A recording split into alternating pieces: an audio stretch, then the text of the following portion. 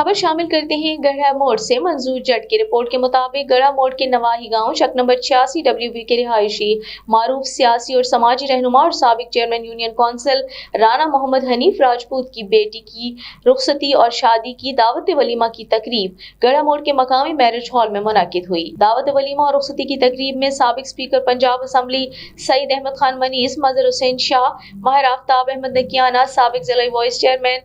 आसिम सईद खान मनीस, साबिक वफाकी वजीर मोहतरमा तहमीना दौलताना के बेटे मियां इमरान दौलताना, साबिक सूबाई वजीर नईम खान भाभा के बेटे शाहजेब खान भाभा,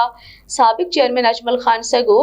साबिक चेयरमैन परवेज खान माहनी, साबिक चेयरमैन चौधरी अरशद महमूद गोंदल, जाम खादिम हुसैन, साबिक चेयरमैन चौधरी जफर इकबाल जट, माहर मोहम्मद सिद्दीक,